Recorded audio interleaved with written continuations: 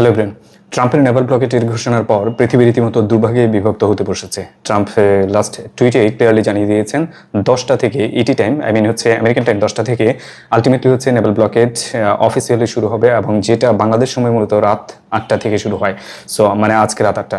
So ultimately এই সময়ের পর থেকে হরমুজ প্রণালীর দিকে যে কোনো শিপ অ্যারাবিয়ান সি হয়ে যাতায়াত করতে গেলে আমেরিকান অনুমতি লাগবে, এবং আমেরিকান যদি অনুমতি না দেয় তাহলে আমেরিকা সেই শিপকে টার্গেট করতে পারে, ডিস্ট্রয় করতে পারে, অথবা হাইজেক করতে পারে, কিংবা ডিটেইন করে নিয়ে যেতে পারে, অথবা সেটার মালামাল অন্য কারো কাছে বিক্রি করে দিতে পারে। আমেরিকান লিগেসি আছে এই ধরনের কিছু করার, এবং অতীতে তারা করেছে, ইভেন রাশিয়ান শিপের সাথেও তারা এটা করেছে।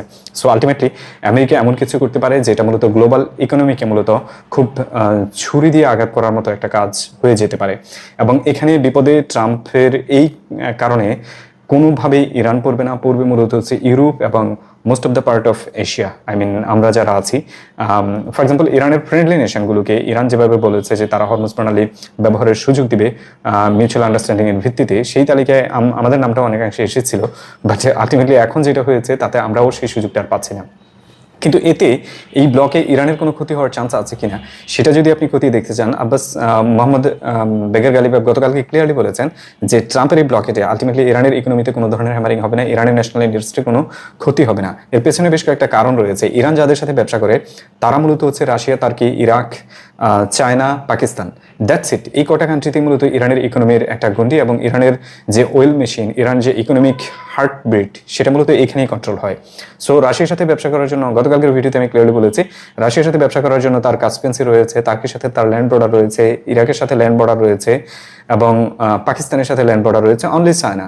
সো চায়নার শিপকে অ্যাটাক করে সেটাকে হাইজেক করে নিয়ে যাওয়া এবং সেটাকে ডিস্ট্রয় করা অথবা সেটার বিরুদ্ধে দাঁড়ানো আমেরিকার জন্য এই মুহূর্তে ভয়ঙ্কর বিপজ্জনক ব্যাপার। সো এটা হচ্ছে না। সো আলটিমেটলি হচ্ছে ইরানের যে ইন্টারেস্ট রয়েছে সেটা অক্ষত থাকবে এই ব্লকেটের কারণে। আলটিমেট ভুক্তভোগী হব আমরা সবাই, আমরা যারা এশিয়ান এবং যারা হচ্ছে ইউরোপিয়ান, তারা সবাই। এইখানেই মূলত ইরান একটা চাকমেট করতে যাচ্ছে, যেটা বলেছেন মূলত অ্যানালিস্ট এবং পলিটিক্যাল অ্যানালিস্ট, ইকোনমিক্যাল অ্যানালিস্ট যারা রয়েছেন, তারা এটাকে ঠিক এভাবে অ্যানালাইসিস করছেন। এটা মূলত ইরানের একটা ট্র্যাপ। ট্রাম্পের এই ব্লকেটটা আলটিমেট ইরানের একটা ট্র্যাপ। ক্লিয়ারলি বললে এটা একটা দাবার চাল, যেটা ট্রাম্পকে বুঝতে দেওয়া হয় নাই, বাট ট্রাম্প সেটাতেই পা দিচ্ছে। কিভাবে? ট্রাম্প যখন অ্যাক্টিভ করবে হচ্ছে নেভাল ব্লকেট অ্যারাবিয়ান সি হয়ে হরমুজ প্রণালীর দিকে, তখন ইরান অ্যাক্টিভ করতে পারে বাবল মান্ডেবের entire blockade. So Bab el Mandeb যদি ব্লক করে দেয় তাহলে কি হবে? এন্টায়ার এশিয়া থেকে, not only just Persian Gulf, entire Asia থেকে যত ধরনের শিপ আছে যারা হচ্ছে সুয়েজ কানাল হয়ে ইউরোপে যাতায়াত করে, সেটা কন্টেনার শিপ, এলএনজি বাহী শিপ, কিংবা ক্রুড অয়েল বাহী শিপ, ইচ অ্যান্ড এভরিথিং, ওই শিপ যখন ওদিকে যাতায়াত করে তাদেরকে বাবল মান্ডেব ব্যবহার করতে হয়। সো বাবল মান্ডেব যদি ব্লক হয়ে যায়, প্রথম ইকোনমিক্যাল ভুক্তভোগী হবে ইজিপ্ট। তার এখানে কোনো ধরনের ইকোনমিক্যাল ট্রানজাকশন হবে না। ওই ক্যানাল ব্যবহার করার কারণে ইজিপ্ট যে টাকা পেত সেটা পাবে না। সো এটা মাইনর।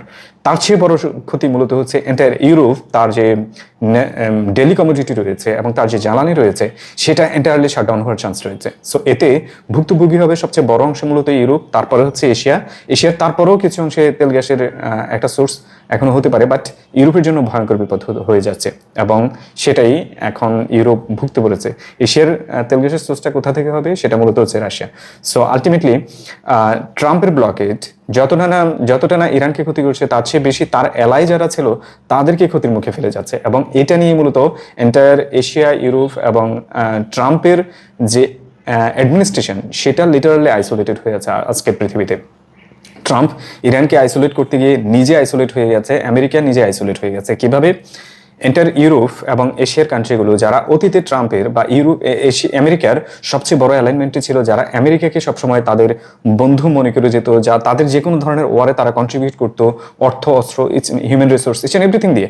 সো তারা এখন আমেরিকা থেকে দূরে সরার চেষ্টা করে যাচ্ছে। উদাহরণস্বরূপ আপনি অস্ট্রেলিয়ার কথাই ধরেন। অস্ট্রেলিয়ান প্রেসিডেন্ট গতকালকে ক্লিয়ারলি বলেছেন যে তাদের সস্তা জ্বালানি চাই, জ্বালানি ক্রাইসিস সমাধান চাই, এবং তাদের সাধারণ মানুষের যে চাহিদা আছে সেটা পূরণ করতে চাই, এবং এটা পূরণ করার জন্য যে কোনো ধরনের পদক্ষেপ তারা নেবে, তারা ট্রাম্পের ব্লকেটে নেই। একইভাবে ইউকে বলে দিয়েছে তারও সেম কন্ডিশন, তারা হচ্ছে মূলত আমেরিকান যে ব্লকেট সেটার সাথে এগ্রি করে না, এবং এটাতে তারা যাবে না, এই ব্লকেট করার জন্য তারা যাবে না। সো রইল কে? ইউরোপিয়ান ইউনিয়ন থেকে যদি বড় কান্ট্রিগুলো না আসে, ন্যাটো যদি না আসে, অস্ট্রেলিয়ার মতো দেশ যদি না আসে, এবং সাউথ কোরিয়া তো এর আগেই বলে দিয়েছে সে ইরানে তার এনভয় পাঠাবে কিভাবে জ্বালানি সংকট সমাধান করা যায়। সো অনলি ইউএসএ এখানে আছে, তার সাথে ইসরায়েল। সো ইসরায়েলকে তো এখন কেউ মনে ধরছে না। সো ইউএসএ আলটিমেটলি হচ্ছে গ্লোবাল এই বিশাল স্টেজে অ্যালোন, কমপ্লিটলি অ্যালোন।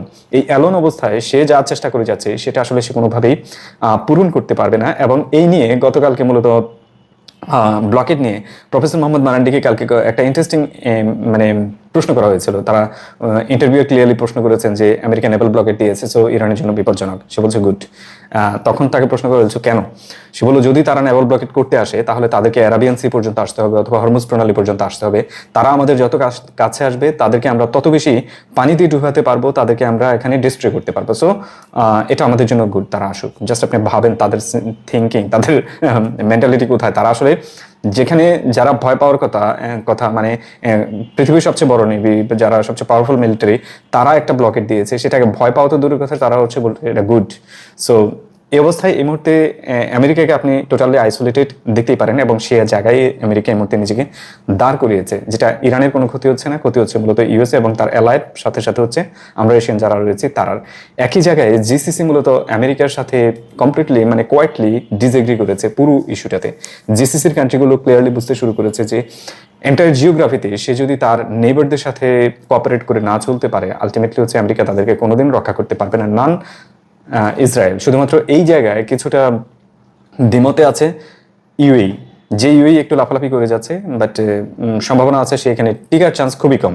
আবার ইউএইতে মূলত একটা ক্র্যাক অলরেডি শুরু হয়ে গেছে, সেটা হচ্ছে গতকালকের ইউএই এবং সৌদি আরবিয়ান যতগুলো অ্যারাবিক সোশ্যাল হ্যান্ডেল রয়েছে, যারা মূলত মিনিমাম কথাবার্তাও বলে, তাদের এখানে একটা শোরগোল দেখা গেছে যে শারজা মূলত অটোনমি থেকে বেরিয়ে আসতে চায়। শারজা ক্লিয়ারলি একটা স্বাধীন স্টেটে নিজেদেরকে প্রতিষ্ঠা করতে চায়, এবং ইউএই যে অথরিটি রয়েছে, রুলার রয়েছে, প্রিন্স রয়েছে, তাদের সাথে তাদের একটা গরমিল অলরেডি হয়ে গেছে।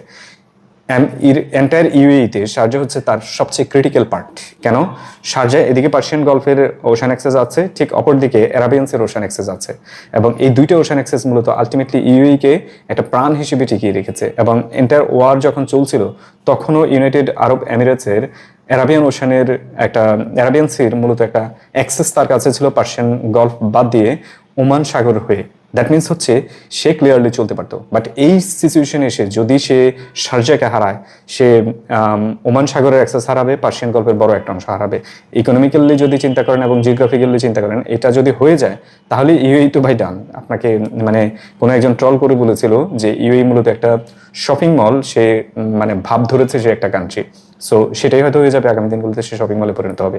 এবং ইউরোপে একটা বড় চেঞ্জ এসেছে, যেটা আলটিমেটলি আপনি অলরেডি দেখতে পাচ্ছেন শুধুমাত্র তেল অ্যান্ড গ্যাস নিয়ে। ঠিক একইভাবে শারজা যেভাবে মানে ইউএইতে যেভাবে একটা ক্র্যাক ধরেছে, অপরদিকে আরেকটা ক্র্যাকের কথা সম্ভবত আপনাদেরকে আমি আরও 2-3টা ভিডিওতে এর আগে বলেছিলাম যে আইআরজিসির ভেতরে একটা ক্র্যাক আছে, এবং সেটা ইন্টারনাল। সেই ক্র্যাকটা এরকম যে একটা অংশ চায় আমেরিকার সাথে অ্যাটলিস্ট নেগোসিয়েশন করে ওয়ার শেষ করতে, কারণ ওয়ার ডেকেড লং চালানো তো সম্ভব না, সেটা শেষ করতে হবে একদিন না একদিন। আরেকটা অংশ চায় যে ওয়ার কন্টিনিউ করতে আমেরিকাকে একটা চরম শিক্ষা দিবে, তারপরে হচ্ছে তারা হচ্ছে নেগোসিয়েশন করে এটা ডান করবে। সো এই দুইটা গ্রুপের মধ্যে একটা ক্র্যাক ছিল, এবং এটা এতদিন ছিল মানে ইন্টারনাল, যেটা খুব একটা রিউমার পর্যায়ে ছিল, কিন্তু আজকে এটা ক্লিয়ার হয়ে গেছে। আইআরজিসি চিফ আহমেদ বাইদি মূলত আজকে একটা ছোট্ট স্টেটমেন্ট দিয়েছেন, যেখানে তিনি ক্লিয়ারলি বলেছেন, মানে এই পিস কনফারেন্সকে নিয়ে ইসলামাবাদে যেটা হয়েছে সেখানে তিনি বলেছেন যে আয়াতুল্লাহ খামেনির লাশ এখনো দাপন করা হয়নি, কিন্তু মোহাম্মদ বেগর গালিবাব এবং আব্বাস আরাকসি ক্লিয়ারলি নেগোসিয়েশন করতে গিয়ে তার শত্রুদের, যারা তাকে হত্যা করেছে, তাদের সাথে হাত মিলিয়েছেন। খুবই ছোট স্টেটমেন্ট, খুবই মিনিংফুল, এবং ইনসাইড স্টোরিটা আপনি আন্দাজ করতে পারেন যে ভেতরে ক্র্যাকটা কোন লেভেলের। এটা ইরানের জন্য বিপজ্জনক, এবং ইরান যদি এটাকে মিনিমাইজ করতে না পারে, ইরান যদি এটা থেকে নিজেদেরকে মানে রিফেয়ার করতে না পারে, তাহলে হয়তো আইআরজিসির ক্র্যাক ইরানের জন্য বিপজ্জনক হয়ে যাবে। ইভেন এটা মাচ গ্রেটার বিপদ তৈরি করবে ইসরায়েল এবং ইউএস এর অ্যাটাকের থেকেও।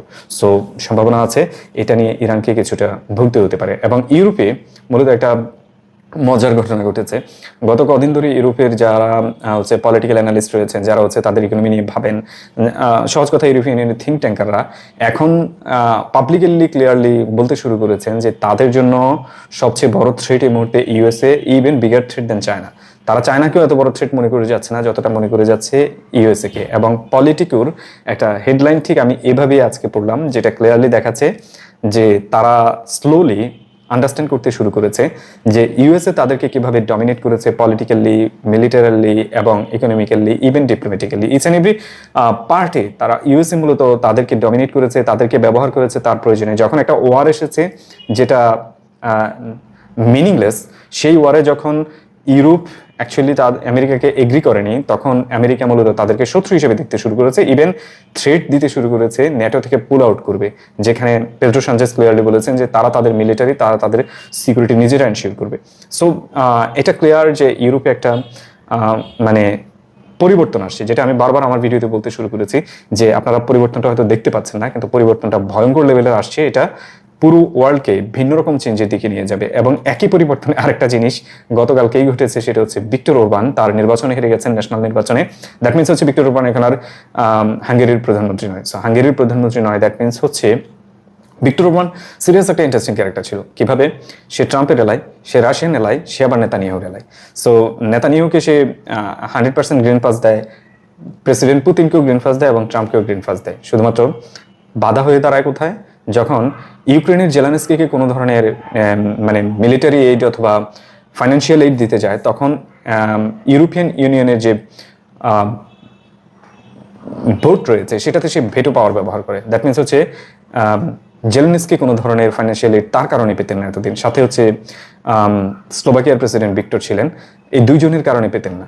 সো একজন অলরেডি এখান থেকে বিদায় হয়ে গেছে। এবং একই জায়গায় ভিক্টর ওরবান মূলত ছিলেন হচ্ছে নেতানিয়াহুর এলাই। নেতানিয়াহুর সাথে ইউরোপিয়ান ইউনিয়নের যত ধরনের মানে ফাইন্যান্সিয়াল, ইকোনমিক্যাল কিংবা যত ধরনের পলিটিক্যাল এগ্রিমেন্ট ছিল, তার সবগুলোকে ক্যান্সেল করার ব্যাপারে যত বিল উত্থাপন হতো তার প্রত্যেকটাকে মূলত ভেটো দিতেন হচ্ছে ওরবান। ওরবান মূলত একমাত্র ব্যক্তি যিনি নেতানিয়াহুকে ইউরোপিয়ান ইউনিয়নে টিকিয়ে রেখেছিলেন। সেই ওরবান আলটিমেটলি হচ্ছে মানে ধরেন আপনি পেড্রো সানচেজের কথা দেখেছেন অনেকবার, যে নেতানিয়াহুর সাথে সব ধরনের ইকোনমিক্যাল কোঅপারেশন ক্লোজ করার জন্য, মিলিটারি কোঅপারেশন ক্লোজ করার জন্য, সেগুলো একমাত্র ভিক্টর ওরবানের কারণে হয়নি। সো ওরবান যখন এখান থেকে চলে গেছেন, দ্যাট মিনস হচ্ছে দুইটা ফ্রন্টে মূলত হচ্ছে একটা ফাটল দেখা দিয়েছে, এক রাশিয়ান ফ্রন্ট, অপরদিকে হচ্ছে নেতানিয়াহুর ইসরায়েলি ফ্রন্ট। সো এই ইন্টারেস্টিং ক্যারেক্টার এখান থেকে চলে গেছে। এখন দুইটা জিনিস হবে, নেতানিয়াহু ইউরোপিয়ান ইউনিয়নে মূলত হচ্ছে তার যে স্ট্রং গ্রিপ ছিল সেটা সে হারাবে। নেতানিয়াহু যথেষ্ট চেষ্টা করেছিল, তার এন্টার ফোর্স খাটিয়েছিল ভিক্টর ওরবানকে জেতানোর জন্য, বাট পারেনি। ঠিক অপরদিকে জেলেনস্কি মূলত এখন নাচবে। রিজন হচ্ছে জেলেনস্কির যে সবচেয়ে বড় অবস্ট্রাকল ছিল সেটা ছিল ভিক্টর ওরবান এবং স্লোভাকিয়ার প্রেসিডেন্ট। সো স্লোভাকিয়া হয়তো এখনো তার ভেটো পাওয়ার ব্যবহার করবে, কিন্তু এখানেও কথা আছে, যিনি প্রেসিডেন্ট পদে এসেছেন, হাঙ্গেরির প্রধানমন্ত্রী পদে এসেছেন মেগার, তিনিও মূলত আলটিমেটলি হচ্ছে প্রো ইউরোপিয়ান, কিন্তু নট প্রো জেলেনস্কি। সে আবার ন্যাশনাল ইন্টারেস্টের প্রায়োরিটি দেয় অনেক বেশি। সো আলটিমেটলি খুব বেশি নাচানাচি হবে তেমন নয়, তবে কমপ্লিকেটেড হয়ে গেছে এটা এখন পর্যন্ত হয়েছে। সো এই পর্যন্ত মানে আরেকটা বিগেস্ট কোশ্চেন আপনার মনে আসতে পারে, সেটা হচ্ছে যে পিস টক ব্যর্থ হয়ে গেছে, ইরানিয়ানরা সেফলি ইরানে ফিরে গেছে, আমেরিকানরা আমেরিকাতে চলে গেছে, কিন্তু যুদ্ধ কেন এখনো রিস্টার্ট হয়নি? এর পেছনের একটা কারণ হচ্ছে ইরান মূলত একটা পেপার সাইন করেছে, যেটা হচ্ছে সিজফায়ার পেপার সাইন, যেটা 20 ডেজের একটা এগ্রিমেন্ট। যে এগ্রিমেন্ট ইরান অগ্রিম ভায়োলেট করতে পারে না। মানে ইরান হচ্ছে পেপারটাকে অ্যাটলিস্ট সম্মান করে, অ্যান্ড সে এটা এই জন্য আরো বেশি সম্মান করবে যে তার প্রতিবেশী মূলত পাকিস্তান এখানে ইনভলভড। সো পাকিস্তানের সম্মানটাও সে ফার্স্ট ফায়ার এখন আর করবে না। কিন্তু এখানে এটা ব্রেক হতে আরো 9-10 দিনের মতো সময় আছে। এই সময়ের মধ্যে যদি সত্যিকার অর্থে কোনো ধরনের সিজফায়ার ভায়োলেটেড হয়, মানে সেটা যদি ইউএসএ করে, ইসরায়েল করে, লেবাননে হোক কিংবা ইরানে হোক, তাহলে ওয়ার রেজাল্ট হয়ে যেতে পারে খুব দ্রুত সময়ের মধ্যে, এবং নতুন করে আমরা হয়তো বিগ ওয়ার দেখতে পারি। এবং যতটুকু স্ট্রেংথ দেখতে পাচ্ছি, যতটুকু মানে কনফিডেন্স দেখতে পাচ্ছি, ইরানিয়ানরা এখন ফাইট করার জন্য মুখিয়ে আছে।